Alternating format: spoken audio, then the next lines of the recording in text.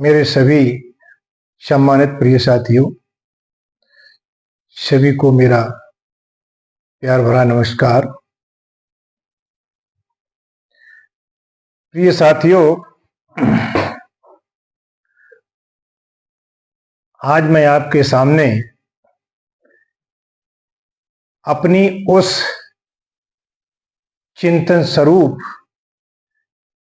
व्यथा को व्यक्त कर रहा हूं जो हम सभी के जीवन में इस तरीके से घुल मिल चुकी है, जिस तरीके से गेहूं के अंदर घुन प्रवेश कर जाता है और समझ में नहीं आता कि घुन कहाँ छपा हुआ है और धीरे धीरे गेहूं को खोखला कर देता है। इसी तरीके से ये अपराध हमारे समाज के भीतर इस तरीके से घुला मिला हुआ है कि हम सभी लोग जानते हैं कि ये अपराध हो रहा है, समझ रहे हैं, लेकिन हम लोग कुछ कर नहीं पा रहे हैं। आज हम देख रहे हैं कि दिन पर दिन दरिंदगी होती चली जा रही है, वैमनस्यता बढ़ती चली जा रही है, एक दूसरे को देखने का मन नहीं कर रहा है, अंदर से आत्मा कचोट रही है, सभी लोग भयभीत हैं, सोचते हैं कि आखिर में क्या होने वाला है।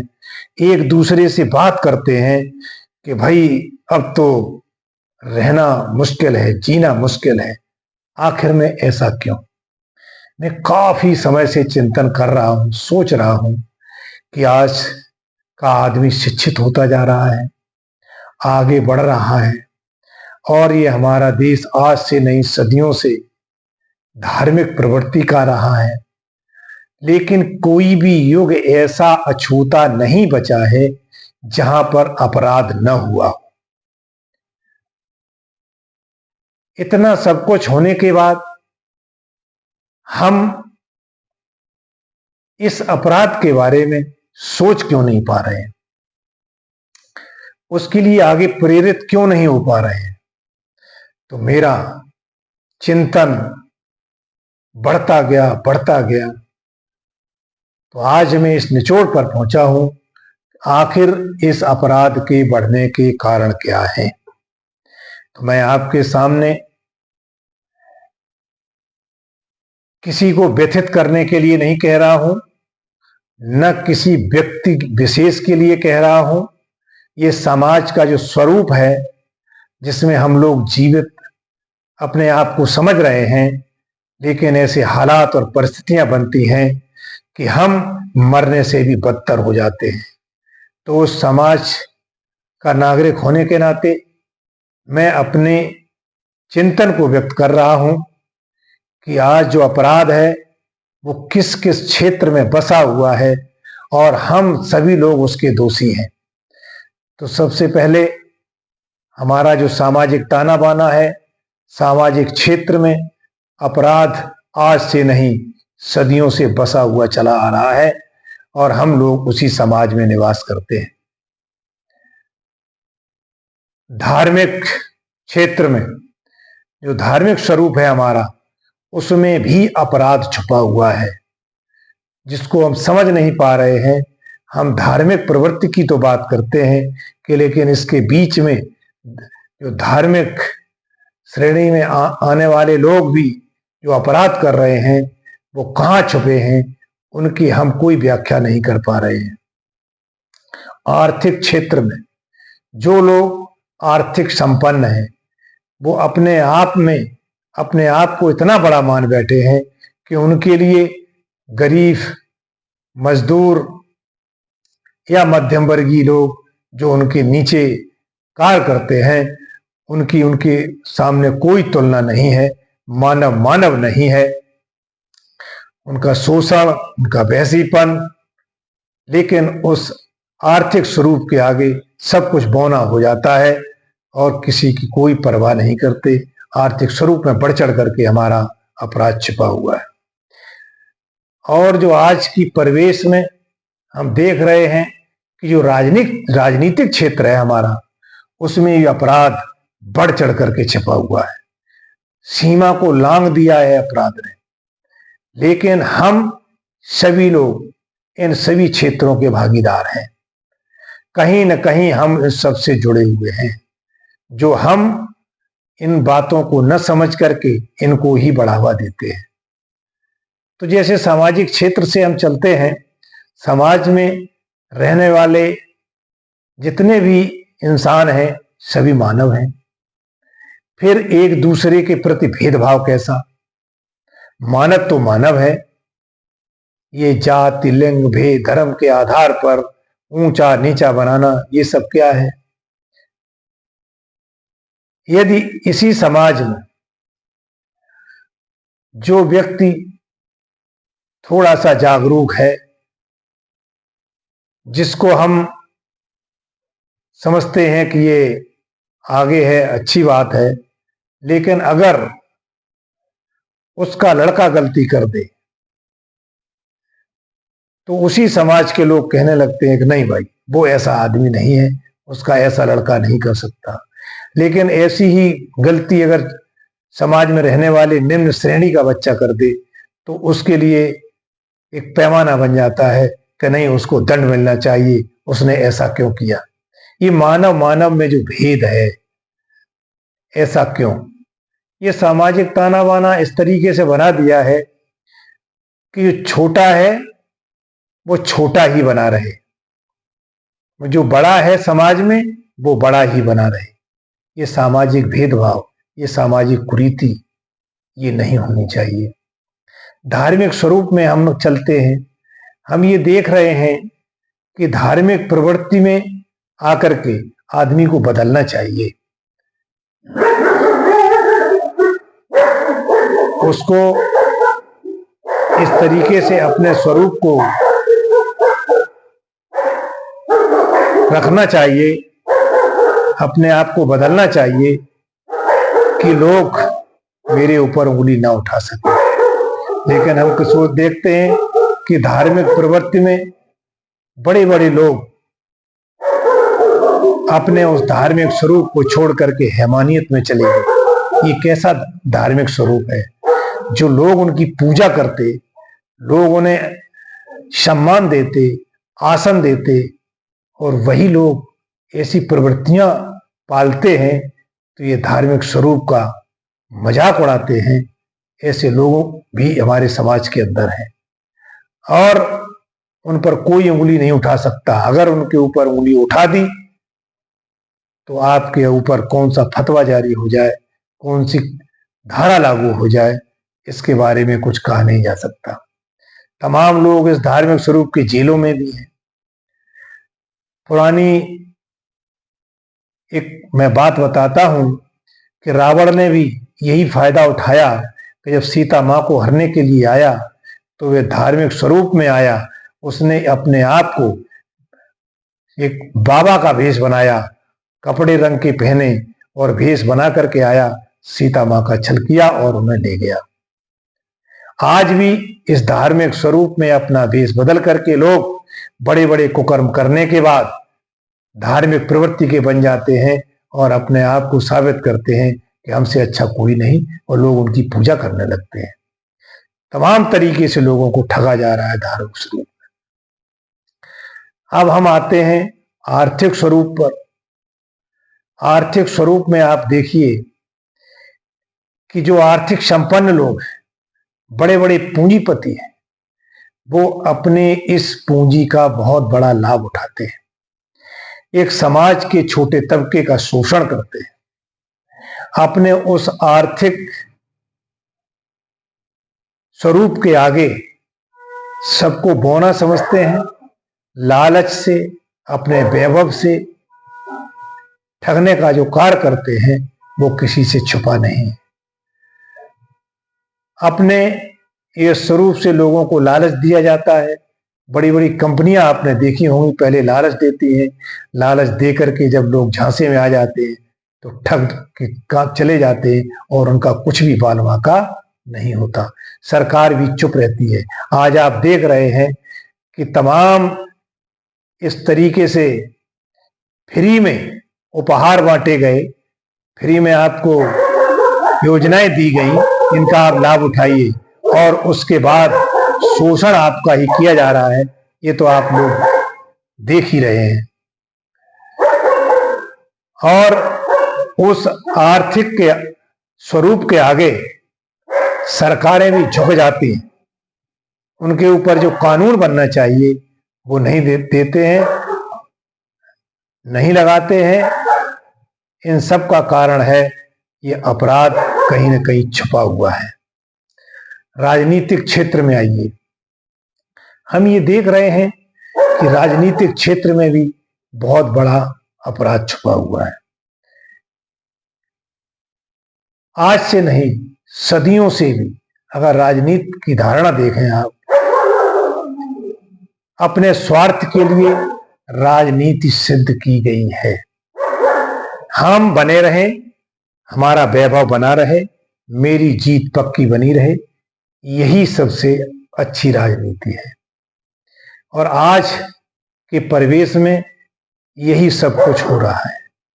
ये अपराध हर जगह छुपा हुआ है। हम देखते हैं महापुरुषों में भी राजा हरिश्चंद्र को इसलिए छला गया कि वो एक सत्यवादी राजा था। कहीं उन देवताओं का सिंहासन न ले ले तो उसको भी छल करके उसकी क्या दशा बनाई गई, ये भी एक राजनीति थी। और हम आते हैं कि जब भगवान राम सीता माता की खोज कर रहे थे, उसमें भी बाली और सुग्रीव जब दो भाई थे, सुग्रीव से उनकी मित्रता हो गई तो बाली से बातचीत नहीं की, सुग्रीव के अनुसार ही उसको अपना दुश्मन मान लिया और एक पेड़ की आड़ में छिप करके बाल की वो सुग्रीव की रक्षा के लिए बाली को मार दिया। महाभारत में आप आइए तो भगवान श्री कृष्ण भी एक अच्छे कुशल राजनीतिज्ञ थे। जब युधिष्ठिर धर्मराज थे, द्रोणाचार्य को मारना था, युद्ध जब चल रहा था और द्रोणाचार्य युद्ध की कला में निपुण थे, तो ये सोचा कि द्रोणाचार्य को कैसे मारा जाए। तो उन्होंने वहां पर भी अपनी राजनीति चली। धर्मराज युधिष्ठिर से ये कहलवाने के लिए कि अश्वत्थामा मारा गया, जब उन्होंने मना किया तो उन्होंने कहा कि आप कहिए, नहीं आप युद्ध नहीं जीत सकते। और उन्होंने जब पूछा युधिष्ठिर ने कि अगर हमसे पूछा गया कि बात सही है गलत, तब हम क्या कहेंगे, तो उन्होंने कह दिया कि आप कहें नर नहीं कूजरो, आपकी बात सत्य भी हो जाएगी और भीम अपने ढोल नगाड़े बजा देंगे, उसमें आपकी बात आवाज वहां नहीं पहुंचेगी और आप सत्यवादी बने रहेंगे और काम भी पूरा हो जाएगा। तो कहीं ना कहीं राजनीति यहां पर भी थी और वे वही हुआ। इसी तरीके से आज भी राजनीति की परिभाषा बदली जा रही है। जब हमारा देश गुलाम था, अपराध देशवासियों के ऊपर बहुत हो रहे थे, तब हम लोग व्यथित थे कि हम दूसरों के गुलाम हैं, अपराध सहने के लिए बने हैं। पिछले एक एपिसोड में हमने एक थोड़ा सा वक्तव्य दिया भी था। जो जमींदार नियुक्त किए गए थे वो कितना भी बड़ा अपराध करें, सब जनता सहन कर रही थी। आज हम देख रहे हैं कि देश आजाद होने के बाद भी वैसे ही अपराध बनाने की प्रक्रियाएं, करने की प्रक्रियाएं प्रेरित हो रही हैं, क्योंकि आज आदमी के ऊपर बड़े बड़े अपराध हो जाएं, जातिवाद में, धर्मवाद में राजनीति पहुंच जाए और विरोधी के ऊपर अगर कोई भी डंडा चल जाए किसी भी प्रकार का, तो वो सब मान्य है। और हमारे पक्ष में यदि कोई है और उस पर डंडा चल जाए तो ये अन्याय है। ये कहाँ की राजनीति है? तो यहां राजनीति के क्षेत्र में भी अपराध छिपा हुआ है। आप देख रहे हैं, वही अपराध अगर दूसरी जगह हो रहा है तो अपराध है, और मेरी अगर सीमा में हो रहा है तो अपराध नहीं है। ये सब गलत है। तो हम ये देख रहे हैं, अपराध हर क्षेत्र में छिपा हुआ है, और इन सब का दोषी और कोई नहीं है, हम ही और आप हैं। आज हम वही कार्य कर रहे हैं, अपराध कर रहे हैं, तो हमें अपना अपराध अच्छा लग रहा है। यदि आप वही कार्य कर रहे हैं, वही अपराध कर रहे हैं, तो वो हमें बुरा लग रहा है, चाहे कोई हो। हम एक दूसरे की बुराई तो करते हैं, आपने ये अपराध किया, आपने ये अपराध किया, आपने ये अपराध किया। ऐसा करते करते सदियां गुजर गईं, कितने युग बीत गए। लेकिन आज जब हम चंद्रमा पर पहुंच रहे हैं, सूर्य पर जाने की खोज कर रहे हैं, और हम चारों तरफ शांति व्यवस्था करने की बात कर रहे हैं, तो फिर ये अपराध जो बढ़ रहा है, इसके बारे में बैठ करके बात क्यों नहीं करते? हमारी आत्मा अंदर से ये क्यों नहीं सोचती है कि ये अपराध बढ़ने के कारण स्वयं मैं हूं। मैं से मतलब हर एक देशवासी, हर एक व्यक्ति जो भी इस देश में वास कर रहा है या संसार में वास कर रहा है, पूरे संसार का हर एक व्यक्ति इसका जिम्मेदार है। क्योंकि हम देखते हैं कि आज एक देश दूसरे देश को खाने के लिए दौड़ रहा है। ये एटम बम बनाए गए, परमाणु बम जो बनाए गए, बड़े बड़े हथियार बनाए गए, क्यों बनाए गए? सिर्फ आदमी को मारने के लिए बनाए गए। कहां आप शांति स्थापित कर रहे हैं? अपराध बढ़ने की प्रवृत्ति की तरफ बढ़ रहे हैं। बड़े बड़े देशों के बड़े बड़े जो बजट बनाए जाते हैं, सैन्य खर्च जो किया जाता है, वो सिर्फ इसीलिए किया जाता है कि अपराध कैसे रुके। लेकिन रुकता नहीं है, अपराध बढ़ता है। आखिर में ऐसा क्यों? आइए हम सभी लोग मिल बैठ करके ये विचार करें कि ये जो हमने क्षेत्र बताए हैं, सामाजिक क्षेत्र हो या धार्मिक क्षेत्र हो, आर्थिक क्षेत्र हो, राजनीतिक क्षेत्र हो, इनमें आखिर वास कौन कर रहा है? इन सबको चलाने वाला कौन है? समाज को चलाने वाला हर एक व्यक्ति है, हम और आप हैं। उस समाज में रहने वाले कोई भेड़ बकरियां नहीं है जो समाज को चलाते हैं, हम ही और आप चलाते हैं। तो क्यों ना हम एक अच्छा स्वरूप दें, अच्छे तरीके से अपने समाज को चलाएं। धार्मिक क्षेत्र में आने वाले लोग कौन हैं? वो हम ही और आप हैं। हम ही सभी लोग धार्मिक स्वरूप की गणना करते हैं, कौन अच्छा है, कौन बुरा है। लेकिन जहां हमें अपना अपनत्व, अपना स्वार्थ, अपनी गरिमा दिखाई देती है, उसके अनुरूप हम धार्मिक स्वरूप को धारण करते हैं। ऐसा नहीं होना चाहिए। हमें अपराध रोकने की प्रवृत्ति की तरफ अपने धर्म को धारण करते हुए चलना चाहिए। आर्थिक स्वरूप में जब हम आते हैं, हम पैसे वाले जब हो जाते हैं, तो अपने से नीचे छोटे हुए व्यक्ति को कुछ नहीं समझते। हम जब पूंजीपति बनने की लालसा में हम कितना शोषण करते हैं, ये हम नहीं समझ पाते। शायद हमने ये कभी नहीं सोचा कि हम जब आए थे तब कुछ भी लेकर के नहीं आए थे, और जिस दिन हम जाएंगे कुछ भी लेकर के नहीं जाएंगे, सब यहीं पर छोड़ करके जाएंगे। फिर ऐसी दुर्भावना क्यों? हम उस पूंजी के चक्कर में सब कुछ क्यों भूल जाते हैं? इतने अपराध जो हो रहे हैं, उनके हम भागीदार क्यों बन जाते हैं? तो हमें ऐसे अपराध नहीं करने चाहिए। आइए हम अपने सामाजिक स्वरूप के ताना बाना को सही रूप से आगे बढ़ाएं।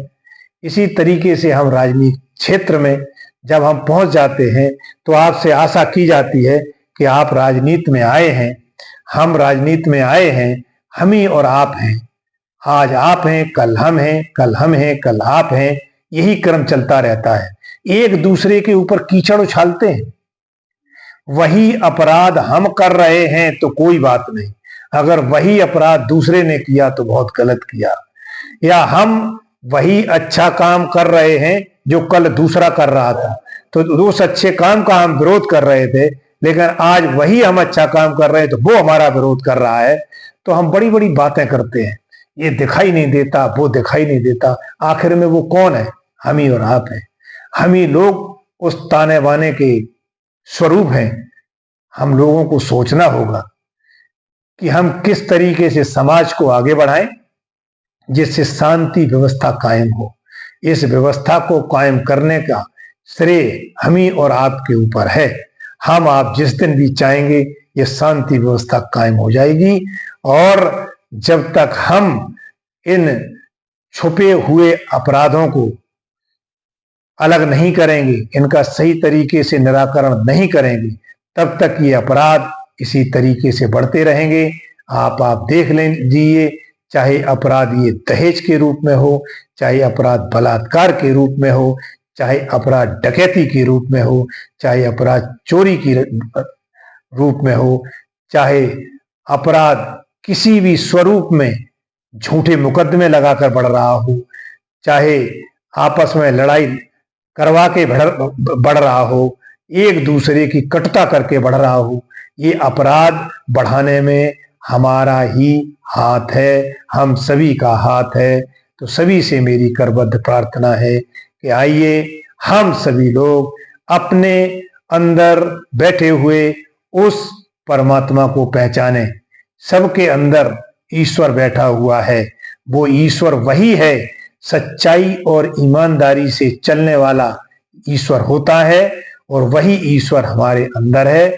अगर हम उस ईश्वर को नहीं पहचान सकते हैं तो समझ लीजिए कि मेरे अंदर वो राक्षस बैठा हुआ है जो अन्याय और दुष्कर्म की प्रवृत्ति को बढ़ावा दे रहा है, उसकी हम पूजा कर रहे हैं। वही राक्षस हमारे अंदर है। तो अगर हम सच्चे इंसान हैं तो इस राक्षस को जो हम खुराक दे रहे हैं, जो अपने बुरे विचार दे रहे हैं, उसको देना छोड़ दें। हम उस ईश्वरी प्रवृत्ति की तरफ बढ़ें, अपने अच्छे विचार दें, अपने अच्छे संस्कार दें, जिससे हमारा समाज आगे बढ़े। हम अपने ईश्वर को पहचाने, हम आपको जाने, हम अपने को जाने। इन्हीं सब बातों के साथ मैं ये पुनः सबसे अनुरोध करता हूं कि मेरे इस चैनल को आप सब्सक्राइब करें, शेयर करें और लाइक करें। जय श्री कृष्ण।